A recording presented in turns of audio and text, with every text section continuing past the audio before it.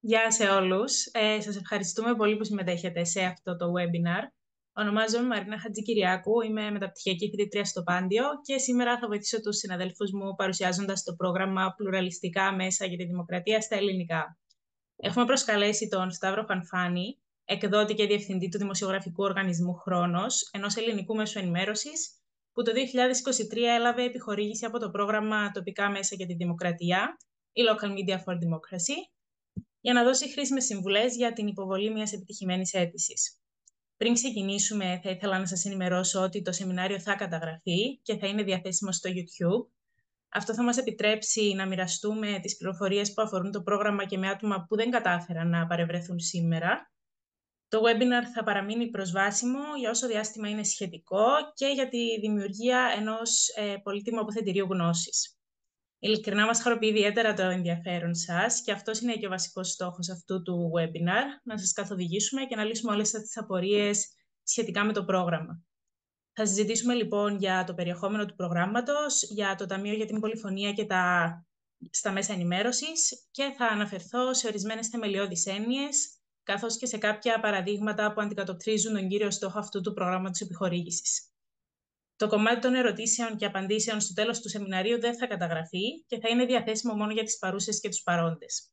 Επίσης, αν έχετε ερωτήσεις κατά τη διάρκεια του σεμιναρίου, μπορείτε να τις γράψετε στο chat, όπου θα απαντήσουν οι συνάδελφοί μου.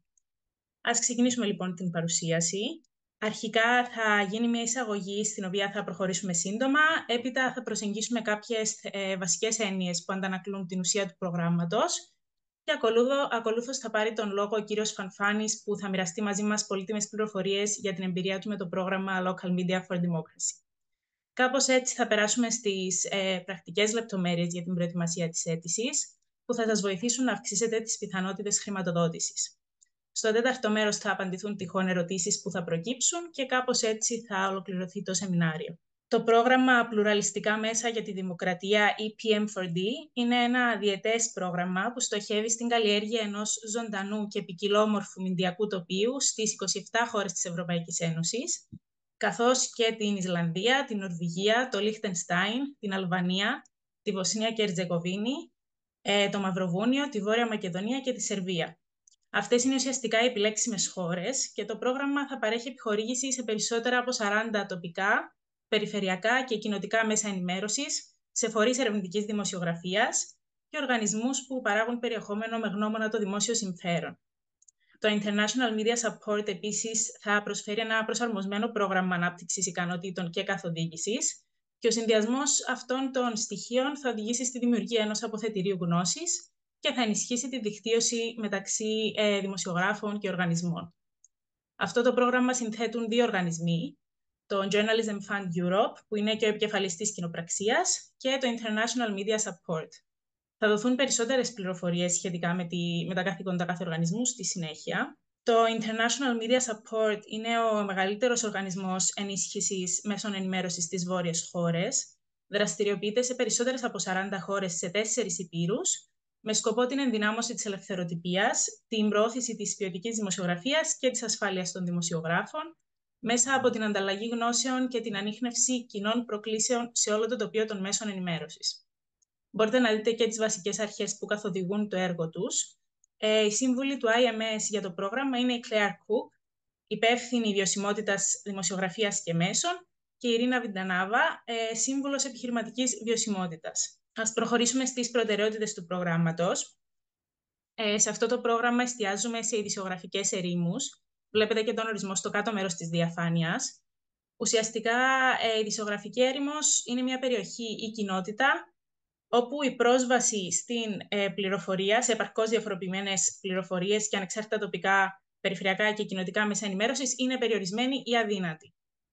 Θέλω επίσης να τονίσω ότι το πρόγραμμα αυτό στοχεύει σε μικρά και μεσαία μέσα ενημέρωσης που λειτουργούν σε αυτές τις ειδησιογραφικές ερήμους και θα δούμε και πιο κάτω αναλυτικά τα κριτήρια επιλεξιμότητας.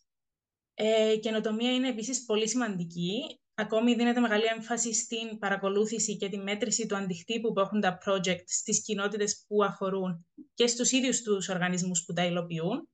Και το πρόγραμμα αναζητά έργα που ωφελούν περιθωριοποιημένες ομάδες, επιδιώκοντας την αύξηση των διαθέσιμων πληροφοριών που προάγουν το δημόσιο συμφέρον. Στόχος είναι η δημιουργία ενός ασφαλούς και ανοιχτού πεδίου για την ανταλλαγή γνώσεων και ιδεών και κεντρικές αξίες του εγχειρήματος είναι η διαφορετικότητα, η ισότητα και η συμπερίληψη. Είναι σημαντικό να αποσαφηνίσουμε ορισμένες από τις έννοιες που χρησιμοποιούνται σε αυτό το πρόγραμμα.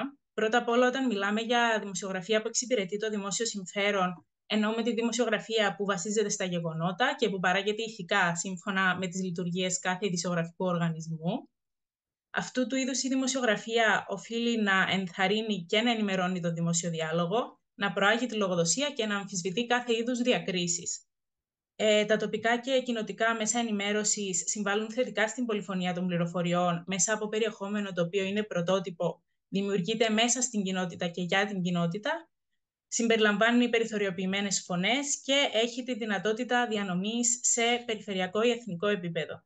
Η τρίτη βασική έννοια είναι οι περιθωριοποιημένες ομάδες ή τα υποεξυπηρετούμενα ακροατήρια ως πιο γενικός όρος. Περιθωριοποιημένες ομάδες είναι διαφορετικές ομάδες ανθρώπων οι οποίες διατρέχουν κίνδυνο να υποστούν πολλαπλές διακρίσεις λόγω των χαρακτηριστικών τους και αντιμετωπίζουν αυξημένο κίνδυνο ανισότητας όσον αφορά την πρόσβαση σε ποιοτική δημοσιογραφία.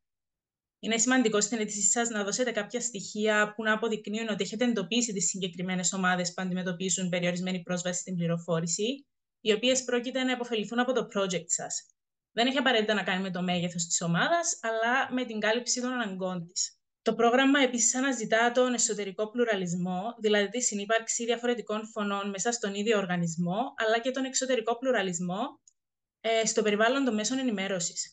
Παραδείγματα ομάδων που θα μπορούσαν να θεωρηθούν περιθωριοποιημένες είναι οι πρόσφυγες, η ΛΟΑΤΚΙ κοινότητα, ομάδες που αντιμετωπίζουν γλωσσικά εμπόδια και ούτω καθεξής.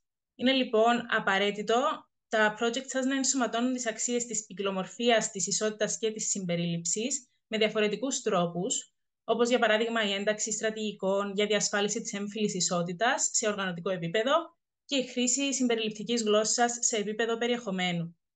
Τα μέσα ενημέρωσης μπορούν να καλλιεργήσουν πιο ανοιχτές και ανεκτικές κοινωνίες και δημόσιους χώρους συμμετοχής, επιδιώκοντας την καταπολέμηση προκαταλήψεων, στερεοτύπων και άλλων φαινομένων αποκλεισμού μέσω της αποτύπωσης της ποικιλομορφίας των κοινοτήτων και των ακροατηρίων τους. Η καινοτομία έχει ιδιαίτερη σημασία. Στο πλαίσιο του προγράμματος, η καινοτομία γίνεται αντιληπτή ως μια διαδικασία αλλαγής. Μπορεί να περιλαμβάνει τη δοκιμή διαφορετικών τρόπων λειτουργίας ή την ανάπτυξη νέων προϊόντων και υπηρεσιών ή την αναβάθμιση της θέσης του οργανισμού στο μηντιακό πεδίο. Η χρήση νέων τεχνολογιών ή ο πειραματισμός με την τεχνητή νοημοσύνη θα μπορούσε επίσης να αποτελεί μέρος της καινοτομίας. Ουσιαστικά πρόκειται για την ένταξη νέων τρόπων αντιμετώπισης προκλήσεων, νέων τρόπων επικοινωνίας, νέων μορφών περιεχομένου ή την επέκταση σε νέα ακροατήρια. Για παραδείγματα καινοτομίας μπορείτε να διαβάσετε την έκθεση του IMS Local Media Surviving and Thriving in a News Desert. Παρέχει πολύ καλά παραδείγματα. Εκτός από αυτές τις έννοιες υπάρχουν επίσης δύο πολύ σημαντικά ζητήματα στα οποία πρέπει να δώσουμε προσοχή. Πρώτον, πρέπει να εντοπίσετε το είδος του αντικτύπου που θα έχουν τα project σας στις κοινότητες που στοχεύουν και στο εσωτερικό του οργανισμού σας. Η μακροπρόθεσμη αλλαγή προφανώς απαιτεί χρόνο, αλλά ορισμένες επιδιώξεις μπορούν ήδη να καταγραφούν από το στάδιο υποβολής της αίτησης. Σκεφτείτε λοιπόν πώς μπορείτε να εντοπίσετε και να μετρήσετε αυτόν τον αντίκτυπο και ενδεικτικά μπορείτε να δείτε το πλαίσιο αξιολόγησης αντικτύπου για project μέσων ενημέρωσης για περισσότερες πληροφορίες.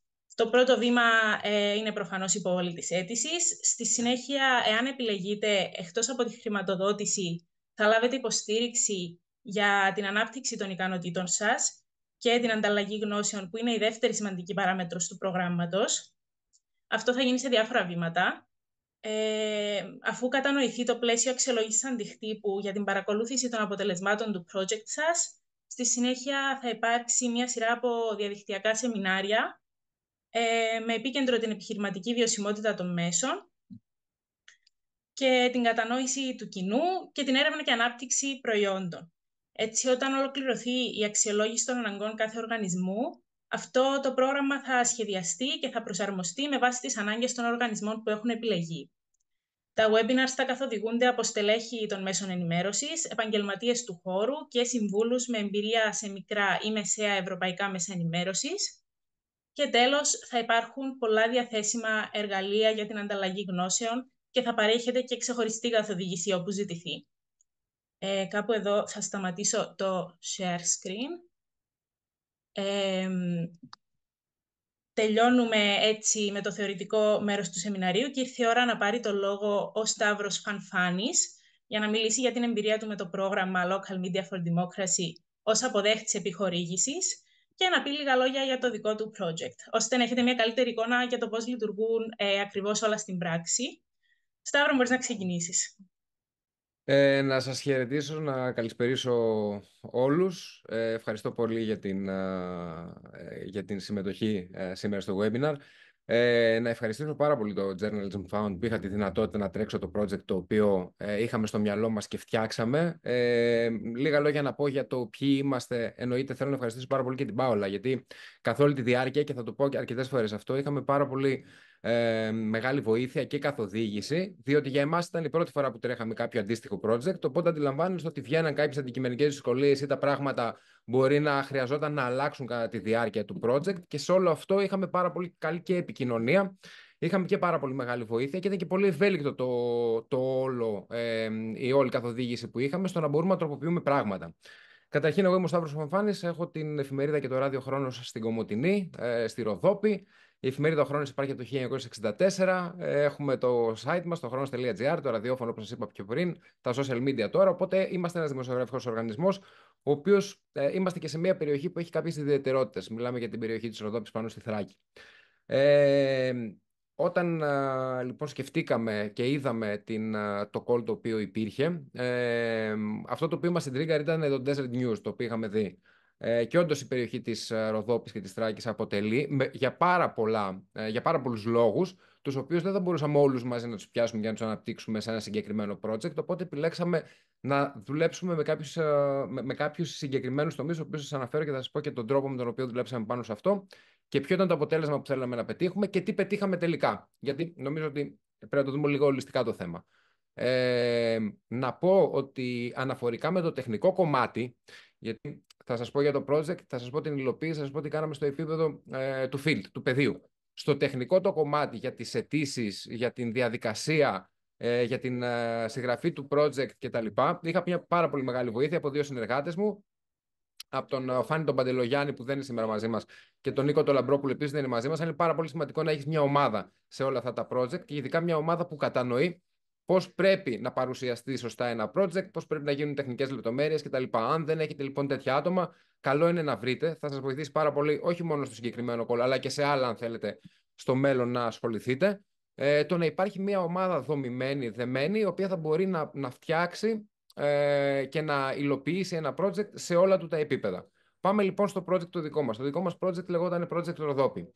Εμείς είχαμε αντιληφθεί ότι έχουμε ένα κενό, εμπειρικά πάντα το λέω γιατί έχει τη σημασία του. Εμπειρικά είχαμε αντιληφθεί ότι υπάρχει ένα κενό στην ενημέρωση σε δύο πολύ συγκεκριμένες ηλικιακές ομάδες. Οι ηλικιακές ομάδες αυτές ήταν το 18-25, που είναι οι νέοι, και είμαστε και σε μια περιοχή που έχουμε ένα πανεπιστήμιο, το Δημοκρίτιο Πανεπιστήμιο Θράκης, και έχουμε και πολλούς φοιτητές και αντιλαμβανόμαστε ότι αυτό το κοινό με κάποιο τρόπο δεν το έχουμε και πρέπει να το προσεγγίσουμε. Άρα, τι κάνουμε γι' αυτό. Και η δεύτερη ηλικιακή ομάδα ήταν το 65-75, το οποίο είναι ένα παραδοσιακά κοινό ενημέρωσης από έντυπα, από εφημερίδες κτλ.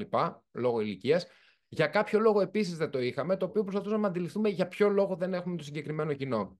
Όταν λοιπόν είδαμε αυτές τις δύο ανάγκες, ότι πρέπει να προσεγγίσουμε δύο διαφορετικά κοινά και ετερόκλητα το ένα με το άλλο, ξεκινήσαμε να δομούμε την ιδέα μας. Η ιδέα μας ήταν ότι από το εμπειρικό κομμάτι το οποίο ξέρουμε και από το εμπειρικό κομμάτι το οποίο αισθανόμαστε, πρέπει να πάρουμε πραγματικά δεδομένα. Πρέπει να δούμε δηλαδή ρεαλιστικά αν αυτό το οποίο εμείς εισπράττουμε αποτυπώνεται με κάποιο τρόπο.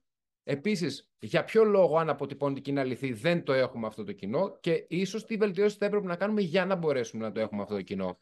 Το πρώτο πράγμα λοιπόν που σκεφτήκαμε ότι πρέπει να γίνει μια έρευνα πεδίου, μια δημοσκόπηση. Να δούμε λοιπόν τι συμβαίνει, ποιο είναι το κοινό μας το ρεαλιστικό, ποιο έχουμε, ποιο δεν έχουμε, τι βελτιώσεις θα ήθελε το κοινό μας, αλλά και τι θα ήθελε το κοινό που δεν έχουμε από εμάς για να μπορέσουμε να το παράξουμε. Η δημοσκόπηση αυτή έτρεξε τον μήνα Δεκέμβριο του 2023, Νοέμβριο-Δεκέμβριο, με τα αποτελέσματά της να τα έχουμε περίπου στα μέσα Δεκεμβρίου του 2024, με αρχές του επόμενου έτους. Η δημοσκόπηση λοιπόν αυτή μας άνοιξε τα μάτια σε πολλά πράγματα. Μπορέσαμε να κατανοήσουμε ρεαλιστικά και με νούμερα ποιο είναι το κοινό μας. Μπορέσαμε να δούμε τι θέλει το κοινό από εμάς. Μπορέσαμε να δούμε τι από αυτά που θέλει το κοινό προσφέρουμε και τι δεν προσφέρουμε, πάντα στο επίπεδο της ενημέρωσης. Έτσι. Αλλά μας έδωσε και πάρα πολλούς δείκτες, ακόμα και σε εμπορικά στοιχεία, ακόμα και σε... η έρευνα έτρεξε από μια δημοσκοπική εταιρεία της Ελλάδος. Μας έδωσε γενικά όλες τις πληροφορίες που θέλαμε για να μπορέσουμε το project το οποίο είχαμε στο μυαλό μας και τους τρόπους αντιμετώπισης, τους οποίους επίσης είχαμε στο μυαλό μας και είχαμε καταθέσει στο αρχικό μας project, να τους υλοποιήσουμε. Ήμασταν τυχεροί αυτά τα οποία είχαμε ως αίσθηση σε ένα μεγάλο ποσοστό να αποτυπωθούν και από την έρευνα, αλλά δεν ήμασταν πολύ μακριά στους τρόπους αντιμετώπισης τους οποίους είχαμε. Αλλά η έρευνα μας άνοιξε περισσότερο τα μάτια στο τι θεωρούσαμε εμείς ότι θέλει το κοινό και στο τι πραγματικά ήθελε το κοινό. Για παράδειγμα, ας πούμε, στον τομέα της ενημέρωσης πάντα μιλάω και στο δημοσιογραφικό κομμάτι. Όταν ρωτήσαμε, ας πούμε, διάφορες κατηγορίες θεμάτων που ήθελε το κοινό να αναπτύξουμε ακόμα περισσότερο, εμένα δεν θα μου πήγαινε στο μυαλό ότι τα θέματα υγείας, για παράδειγμα, θα ήταν στην πρώτη θέση, με τα θέματα εκπαίδευσης να είναι στην τρίτη, για παράδειγμα, ενώ τα θέματα οικονομίας ήταν στην πέμπτη θέση. Ενώ εγώ, ας πούμε, στο μυαλό μου θα είχα διαφορετικά δομημένη την ιεραρχία των θεμάτων και την είχα μέχρι εκείνο το σημείο. Άρα στην ουσία έρχεται μια έρευνα να επισφραγίσει κάποια πράγματα, αλλά να μας ανοίξει και τα μάτια σε κάποια άλλα. Παίρνοντας λοιπόν την έρευνα, καθίσαμε με τη δημοσιογραφική μου την ομάδα και με τους συνεργάτες μου και φτιάξαμε ένα timeline. Πώς μπορούμε λοιπόν όλο αυτό να το δομήσουμε διαφορετικά και με κάποιες άλλες ιδέες τις οποίες είχαμε μέσα στο project, να δούμε πώς μπορούμε να φέρουμε αυτό το κοινό κοντά μας. Το οποίο πάντα έχει και εμπορική προέκταση. Κοιτούσα δηλαδή πώς αυτό το κοινό, ναι, μεν μπορούμε να το φέρουμε μπροστά μας, αλλά μπορεί να έχει και εμπορική προέκταση για το επιχειρήν. Γιατί πίσω από τα μέσα μαζικής ενημέρωσης υπάρχει και μια επιχείρηση. Εφόσον λοιπόν καθίσαμε με τη δημοσιογραφική ομάδα και κάναμε μια ανάλυση πάνω στα ευρήματα της έρευνας, το επόμενο βήμα ήταν να αρχίσουμε να διαφοροποιούμε το περιεχόμενο με βάση αυτά τα οποία μας έδωσε η έρευνα. Αυτό ήταν ένα task το οποίο διήρκησε αρκετό διάστημα. Δεν μπορείς να αλλάξεις την ύλη σου ή τον τρόπο που δημοσιογραφείς από τη μία μέρα στην άλλη, αλλά μπορείς σιγά σιγά να κάνεις αλλαγές ή να στρέφεις το ενδιαφέρον σου σε θεματικές, οι οποίες δεν τις είχες. Όπως είπαμε, η έρευνα μας έδωσε αρκετά στοιχεία πάνω σε αυτό. Συγγνώμη για τη φασαρία. Απλά δεν είμαι στο δικό μου χώρο αυτή τη στιγμή και είναι λίγο δύσκολο να το κοντρολάρω. Οπότε ξεκινήσαμε αμέσως μετά με τη δημοσιογραφική μου ομάδα να δουλεύουμε πάνω σε αυτό το κομμάτι. Εφόσον λοιπόν ξεκινήσαμε και αρχίσαμε και φτιάχναμε το υλικό το οποίο θέλαμε πάνω σε συγκεκριμένο πλαίσιο, το αφήσαμε όλο αυτό το διάστημα, χρησιμοποίησαμε ένα διάστημα κάποιων μηνών για να μπορέσουμε να το τελειοποιήσουμε εντός εισαγωγικών, να το φέρουμε και να το εντάξουμε μέσα στα μέσα μας, γιατί είναι διαφορετικός ο τρόπος αντιμετώπισης σε μια εφημερίδα, διαφορετικός σε ένα ραδιόφωνο, διαφορετικός στο διαδίκτυο, διαφορετικός στα social media. Έπρεπε όλα αυτά να τα φτιάξουμε όπως ορίζει το κάθε μέσο και όπως θέλει το κάθε μέσο για να μπορέσει να φτάσει στο τελικό αποδέκτη του που είναι ο ακροατής, ο αναγνώστης κτλ. Το τρίτο σκέλος το οποίο είχε, δηλαδή το πρώτο ήταν η έρευνα, το δεύτερο ήταν η δημιουργία του περιεχομένου και το τρίτο ήταν το πώς θα μπορούσαμε να προσεγγίσουμε να πάμε εμείς στο κοινό το οποίο στοχεύαμε. Αυτό το κάναμε με ένα πολύ συγκεκριμένο τρόπο. Ανεβάσαμε το τιράζ της έντυπης έκδοσης που αυτή μας ενδιαφέρει, αυτό είναι το κεφαλικό μας μέσο. Ανεβάσαμε το τιράζ της έντυπης έκδοσης κατά 1000 φύλλα, τα οποία 1000 φύλλα για ένα μήνα τα διανέμαμε δωρεάν στις δύο αυτές ηλικιακές ομάδες. Είχαμε κάνει δηλαδή και με το Πανεπιστήμιο επικοινωνία, αλλά και με στέκια τα οποία πηγαίναν φοιτητές, με χώρους που πηγαίναν φοιτητές και διανέμαμε την εφημερίδα καθημερινά για ένα μήνα δωρεάν, το ίδιο και σε χώρους αντίστοιχα καφενεία, ακόμα και σε καπί, ακόμα και σε χώρους συνάθρησης κτλ. Αλλά και προσωπικά αρκετά, σε χώρους που μας ερχόταν η μεγαλύτερη ηλικία, οι 65-75 όπως σας είπα. Πήγαμε, τους γνωρίσαμε, μιλήσαμε και τους δώσαμε στην ουσία την δυνατότητα για ένα μήνα να μας διαβάσουν και να μας γνωρίσουν. Κάποιοι μας γνωρίζανε, κάποιοι δεν μας γνωρίζανε, μας μάθανε και μπήκαμε σε μια διαδικασία να έχουμε μια τριβή με αυτούς τους ανθρώπους. Ήταν ένα project το οποίο ήθελε το χρόνο του. Δεν ήταν δηλαδή κάτι το οποίο απλά το έκανες και το άφηνες να τρέξει μόνο του. Είχε δουλειά από πίσω, γιατί θέλαμε να πάρουμε πραγματικά δεδομένα και να το αξιοποιήσουμε το project αυτό. Δεν θέλαμε απλά να βρούμε μία επιχορήγηση για να κάνουμε κάτι και να πούμε ότι ολοκληρώσαμε απλά ένα project. Θέλαμε να δούμε μέχρι πού μπορεί να φτάσει και τι θα μας άφηνε την επόμενη μέρα. Όντως, για ένα μήνα έγινε η διαδικασία που σας είπα. Και φτάσαμε να γνωρίσουμε και αρκετούς ανθρώπους που δεν τους ξέραμε στην ίδια μας την πόλη, αλλά για να μας γνωρίζουν, εμένα ήταν πάρα πολύ σημαντικό ότι μας γνώρισε ακόμα περισσότερο η φοιτητική κοινότητα, όπου ανοίξανε και τρόποι, ανοίξανε και πόρτες συνεργασίας. Και φτάνουμε στο διατάφτα, ολοκληρώνοντας αυτά τα 3 βήματα, τι μένει την επόμενη μέρα. Αρκετοί από αυτούς τους ανθρώπους γίνανε συνδρομητές της εφημερίδας την επόμενη μέρα. Μπορεί να μην έγιναν οι ίδιοι προσωπικά, αλλά μπορεί να γίνανε οι επιχειρήσεις στις οποίες συνεργαζόμασταν για να μοιραστεί η εφημερίδα και να φτάσει στον τελικό αποδέκτη. Άρα κέρδισα συνδρομητές από το όλο project. Κέρδισα συνεργασίες. Ιδιαίτερα η φοιτητική κοινότητα, από τη στιγμή που μας γνώρισε, μας διάβασε, είδε όλο αυτό το πράγμα να μεταβάλλεται, γιατί τους εξηγήσαμε για ποιο λόγο γίνεται αυτό. Γνώρισαν το project, γνώρισαν τη διαδικασία, μάθανε για την έρευνα, μάθανε για την αλλαγή στον τρόπο που λειτουργεί το δημοσιογραφικό τμήμα, μάθανε για τα νέα θέματα τα οποία προσπαθούσαμε να εντάξουμε μέσα στην εφημερίδα κτλ. Το αγκάλιασαν αυτό και μας έφερε ακόμα πιο κοντά με τη φοιτητική κοινότητα. Κακά τα ψέματα, οι φοιτητές, ένας 18χρονος, ένας 20χρονος, ένας 24χρονος, δεν θα ενημερωθεί από την έντυπη έκδοση της εφημερίδας. Αλλά κερδίσαμε και διαδικτυακούς αναγνώστες. Κερδίσαμε περισσότερους ακολούθους στα social media. Κερδίσαμε δηλαδή ολιστικά στα μέσα του ομίλου από αυτή την κίνηση την οποία κάναμε, αλλά κερδίσαμε και εμπορικό, όπως σας είπα, με νέους συνδρομητές κτλ. Και σε επίπεδο συνεργασιών. Το project αυτό θα ήταν ευχής έργο για μένα να μπορεί να γίνεται κάθε χρόνο στη δικιά μου την επιχείρηση. Κάθε χρόνο να λειτουργούμε με μία έρευνα, κάθε χρόνο να παίρνουμε τα ευρήματα αυτής της έρευνας και να μπορούμε να διασταυρώνουμε αυτά τα οποία έχουμε εμείς ως αίσθηση και το αποτέλεσμα το οποίο φέρνει μία έρευνα μετρήσιμη, με πραγματικά δεδομένα, με μία έρευνα πεδίου. Και νομίζω ότι αυτό θα ήταν, όσοι είναι στα μέσα, θα θέλουν αυτό το πράγμα να μπορούν να το κάνουν. Δεν έχουμε δυστυχώς τη δυνατότητα, γιατί οι έρευνες κοστίζουν. Αλλά το συγκεκριμένο fund και το συγκεκριμένο project μας έδωσε τη δυνατότητα αυτό το οποίο είχαμε στο μυαλό μας να μπορέσουμε να το υλοποιήσουμε. Και αυτό ακόμα και τώρα, ένα χρόνο μετά την υλοποίησή του, γιατί το project ολοκληρώθηκε τον Ιούνιο του 2024, ακόμα και ένα χρόνο μετά, μας δίνει feedback, μας δίνει νέο κόσμο, ο τρόπος δηλαδή που μάθουμε να λειτουργούμε μέσω από αυτό, μας δίνει αντικείμενο ακόμα και τώρα. Η πρότασή μου είναι σε όσους έχουν μέσα ότι κάποια στιγμή πρέπει να κάνουν μια έρευνα και να δουλέψουν πάνω στο συγκεκριμένο μοντέλο που δουλέψαμε, γιατί πραγματικά έρχεται να σου ανοίξει τα μάτια και να σε φέρει σε ένα κοινό το οποίο μπορεί να μην το έχει ή να ψάχνει τρόπους να το προσεγγίσεις. Είναι πολύ πιο ρεαλιστικό να μπορεί να ξέρει ακριβώς και να στοχεύσει αυτά τα οποία θες. Πολύ γρήγορα, αυτό ήταν το project Ροδόπη το οποίο είχαμε τρέξει το 23-24. Ξαναλέω ότι είναι πάρα πολύ σημαντικό να υπάρχει μια ομάδα από πίσω ανθρώπων οι οποίοι γνωρίζουν και το τεχνικό κομμάτι, γνωρίζουν το κομμάτι της υλοποίησης και μπορούν να το κρατάνε όλο αυτό on track. Ευχαριστώ πάρα πολύ την Πάολα. Πάολα, thank you very much for all the help that we have during our project. Γιατί είναι πάρα πολύ σημαντικό να μπορούμε όλο αυτό να το διαχειριζόμαστε. Δηλαδή, όταν, ας πούμε, για παράδειγμα, θα πω ένα γρήγορο παράδειγμα, όταν λάβαμε την έρευνα και όταν είδαμε τα πρώτα δεδομένα και όταν αρχίσαμε να χαράσουμε τη στρατηγική της έρευνας, βγήκαμε εκτός timeline στο κομμάτι του project, του πώς εμείς φανταζόμασταν ότι πόσο χρόνο θα μας πάρει, ας πούμε, για να μπορέσουμε να μελετήσουμε την έρευνα, να πάρουμε τα αποτελέσματα για να χαράξουμε στρατηγική. Εκεί πέρα, ας πούμε, η Πάολα ήταν πάρα πολύ βοηθητική και ήταν και πάρα πολύ ευχάριστος ο τρόπος με τον οποίο το δέχτηκε αυτό. Με 2 email πήραμε λίγο χρόνο παραπάνω και συνεχίσαμε ώστε να είμαστε on track με το υπόλοιπο project. Είναι πάρα πολύ σημαντικό λοιπόν να έχεις συνεργάτες και είναι πάρα πολύ σημαντικό και το General Fund, ο τρόπος που λειτουργεί, ότι έρχεται όχι απλά, μπορεί κάποιοι στο μυαλό τους να το έχουν ότι να πάω να πάρω λεφτά. Όχι, δεν πας να πάρεις λεφτά, πας να χρηματοδοτήσεις μια καλή ιδέα, πας να χρηματοδοτήσεις μια καλή πρακτική που μπορεί να σου φέρει το αποτέλεσμα και να συνεχίσει και την επόμενη μέρα. Αν το δείτε έτσι, νομίζω θα είστε όλοι κερδισμένοι. Αυτά από μένα, δεν ξέρω αν υπάρχει κάποια πορεία, κάτι.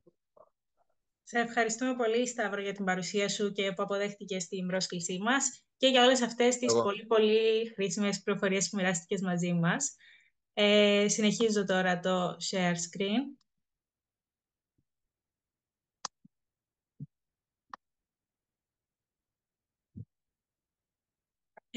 Συνεχίζω με λίγα λόγια για το Journalism Fund Europe, τον επικεφαλής της κοινοπραξίας του προγράμματος. Αποστολή του είναι η ενίσχυση της δημοκρατίας σε ολόκληρη την Ευρώπη μέσω της υποστήριξης της ανεξάρτητης διασυνοριακής ερευνητικής δημοσιογραφίας, φέρνοντας σε επαφή δωρητές και δημοσιογράφους ή μέσα ενημέρωσης. Για αυτό το πρόγραμμα επιχορήγησης υπάρχουν 2 συντονιστές, η Πάολα Κοντεμάιτα και ο Ρόναλντ Θίπαν. Επομένως, αν έχετε οποιασδήποτε απορίες ή χρειάζεστε κάποια συνάντηση πριν από την υποβολή αίτησης, μπορείτε να επικοινωνήσετε μαζί τους μέσω email. Ας προχωρήσουμε στα πρακτικά ζητήματα. Το Ταμείο Πολυφωνίας των Μέσων θα διαθέσει χρηματοδότηση που φτάνει το 1.400.000 ευρώ σε τοπικά, περιφερειακά και κοινοτικά μέσα ενημέρωσης, σε έργα ερευνητικής δημοσιογραφίας και σε ειδησιογραφικούς οργανισμούς που υπηρετούν το δημόσιο συμφέρον και δραστηριοποιούνται στις ειδησιογραφικές ερήμους ή σε περιοχές με περιορισμένη μηντιακή πολυφωνία. Η χρηματοδότηση θα χορηγηθεί άμεσα σε τουλάχιστον 40 οργανισμούς ή πρωτοβουλίες που πληρούν τις προϋποθέσεις. Πριν πάμε παρακάτω, θα ήθελα να αναφερθώ στην έκθεση που εκπονήθηκε στο πλαίσιο του προγράμματος Local Media for Democracy.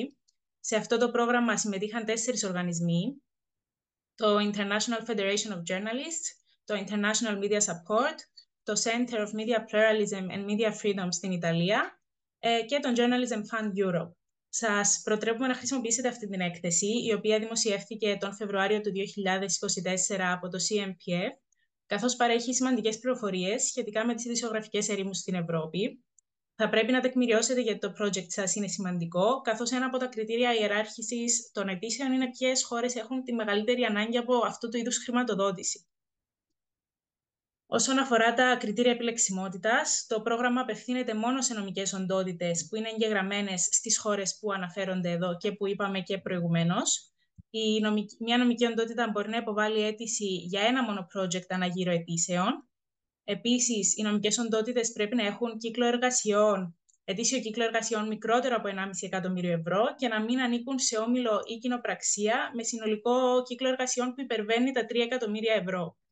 Η πρώτη προθεσμία έχει περάσει, αλλά η δεύτερη πλησιάζει στις 12 Ιουνίου και το συνολικό διαθέσιμο ποσό για κάθε γύρο που θα διανεμηθεί μεταξύ όλων των επιλεγμένων έργων είναι 700.000 ευρώ.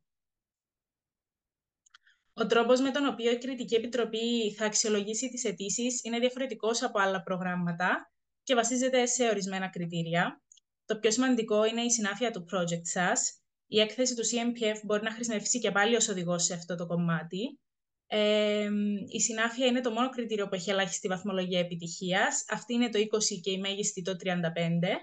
Το δεύτερο κριτήριο είναι η ποιότητα περιεχομένου και δραστηριοτήτων. Μετά είναι η διαχείριση του project, πρέπει δηλαδή να επισημάνετε πώς θα υλοποιήσετε το έργο. Και το τελευταίο κριτήριο είναι η καινοτομία και η βιωσιμότητα. Μπορείτε να βρείτε περισσότερες λεπτομέρειες στην ιστοσελίδα του Journalism Fund Europe. Η βάση είναι οι 70 βαθμοί, οπότε μόνο οι προτάσεις που συγκεντρώνουν τουλάχιστον 70 βαθμούς θα εξεταστούν. Η Κριτική Επιτροπή θα λάβει τις αιτήσεις που πληρούν τις προϋποθέσεις, αφού οι συντονιστές του προγράμματος κάνουν έναν αρχικό έλεγχο για να διασφαλιστεί ότι υπάρχουν όλα τα απαραίτητα δικαιολογητικά. Όταν η Κριτική Επιτροπή ολοκληρώσει την αξιολόγηση, θα λάβετε σχόλια για το project σας, είτε αυτό εγκριθεί είτε απορριφθεί, όπως γίνεται σε όλα τα προγράμματα επιχορήγησης. Επιλέξιμες δαπάνες για χρηματοδότηση είναι οι δαπάνες προσωπικού και λειτουργίας που πληρούν τις ακόλουθες προϋποθέσεις. Πρέπει να αποδίδονται άμεσα στο project, να προκύπτουν κατά την περίοδο του project και μετά την υπογραφή της συμφωνίας επιχορήγησης με τον Journalism Fund Europe. Δεν μπορεί δηλαδή να καλυφθεί καμία δαπάνη που προέκυψε πριν από την υπογραφή της σύμβασης. Τα έξοδα πρέπει επίσης να είναι αναγκαία για την υλοποίηση του έργου, εύλογα και αιτιολογημένα, να μην καλύπτονται από άλλα προγράμματα στήριξης ή άλλους δωρητές και να είναι σε συμφωνία με την ισχύουσα εθνική νομοθεσία σχετικά με τους φόρους, την εργασία και την κοινωνική ασφάλιση. Δεν είναι επιλέξιμα έξοδα που δεν συνδέονται άμεσα με το έργο, όπως για παράδειγμα το κόστος ενοικίασης των γραφείων σας, έξοδα γευμάτων, συμβολές από τρίτους και τόκοι ή ζημιές από συναλλαγματικές διαφορές. Η Κριτική Επιτροπή αποτελείται από 4 μέλη από την Ευρώπη, με γνώσεις στον τομέα της τοπικής δημοσιογραφίας και της επιχειρηματικότητας των μέσων ενημέρωσης. Τα μέλη αυτά είναι ανώνυμα και ανεξάρτητα και συνεδριάζουν μετά την προθεσμία υποβολής αιτήσεων για να αξιολογήσουν τις αιτήσεις. Επαναλαμβάνω ότι η επόμενη προθεσμία είναι την 5η 12 Ιουνίου στις 1 η ώρα Βρυξελών και εδώ υπάρχει μια σύντομη επισκόπηση της ηλεκτρονικής αίτησης. Αυτή περιλαμβάνει 6 ενότητες. Στην πρώτη ενότητα θα πρέπει να υποβάλλετε ορισμένα έγγραφα που αφορούν την νομική σας οντότητα και την οικονομική κατάσταση. Στη δεύτερη ενότητα θα σας ζητηθούν λεπτομέρειες σχετικά με τον οργανισμό σας.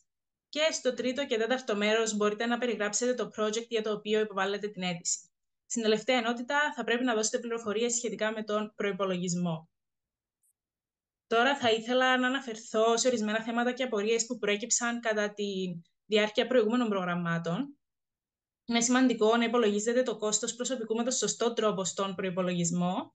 Θα πρέπει να χρησιμοποιήσετε τον τύπο που φαίνεται στη διαφάνεια, καθώς η χρηματοδότηση δεν καλύπτει μπόνους. αλλά μόνο το μισθό των εργαζομένων ανάλογα με τις ώρες που αφιερώνουν στο συγκεκριμένο project για το οποίο λαμβάνετε τη χρηματοδότηση. Γι' αυτό σας ζητείτε να προσδιορίσετε πόσες μέρες θα αφιερώσει κάθε εργαζόμενος σε αυτό το project. Αυτό είναι ένα παράδειγμα για τον υπολογισμό του κόστους απόσβεσης. Ας υποθέσουμε ότι αγοράζετε έναν υπολογιστή, μπορείτε να δείτε και το όνομα του προμηθευτή στον πίνακα, και ας υποθέσουμε ότι αυτός ο υπολογιστής κόστισε 900 ευρώ. Το επόμενο βήμα είναι να βρείτε το ετήσιο κόστος απόσβεσης της χώρας σας. Σε αυτή την περίπτωση, στο Βέλγιο, για αυτό το είδος επένδυσης, η απόσβεση είναι 33%. Οπότε το βάζουμε στον πίνακα και στη συνέχεια με αυτόν τον τρόπο υπολογίζουμε την ετήσια απόσβεση που είναι στα 297 ευρώ. Αυτό δεν είναι το ποσό που θα ζητήσετε. Επειδή η μέγιστη διάρκεια ενός project είναι 9 μήνες, πρέπει να υπολογίσετε το ποσό που μπορεί να επιδοθεί διαιρώντας το 297 με το 12. Έπειτα πολλαπλασιάζετε το αποτέλεσμα αυτό με τους μήνες που διαρκεί το project σας και με βάση αυτούς τους υπολογισμούς το ποσό που μπορείτε να ζητήσετε είναι γύρω στα 222 ευρώ. Οι τομείς ανάπτυξης ικανοτήτων αναφέρονται επίσης στην αίτηση. Μπορείτε να επιλέξετε έως και 5 τομείς για να λάβετε υποστήριξη που θεωρείτε πως είναι η πιο σχετική με το project σας. Μπορείτε να επιλέξετε μόνο 1 ή 2, ανάλογα με το τι πιστεύετε. Και τώρα μπορείτε να δείτε και να σκανάρετε τους κωδικούς QR που οδηγούν στην αίτηση. Μπορείτε να εγγραφείτε ακολουθώντας αυτό το σύνδεσμο. Εδώ μπορείτε να δημιουργήσετε λογαριασμό. Αφού συνδεθείτε, μπορείτε να εισέλθετε στην πλατφόρμα της αίτησης. Και εδώ μπορείτε να κλείσετε μια υποστηρικτική συνεδρία σε περίπτωση που έχετε οποιασδήποτε απορίες πριν την υποβολή της αίτησης. Και ναι, αυτή ήταν η παρουσίαση. Ελπίζω να ήταν σύντομη και περιεκτική. Τώρα θα ήθελα να κλείσω το μέρος που καταγράφετε, αλλά μπορείτε να παραμείνετε για το κομμάτι των ερωτήσεων και απαντήσεων που ακολουθεί. Σας ευχαριστούμε πολύ για την προσοχή σας μέχρι τώρα και αν βλέπετε αυτό το βίντεο στο YouTube, σας ευχαριστούμε για το ενδιαφέρον σας. Σας ευχόμαστε καλή επιτυχία στην αίτησή σας.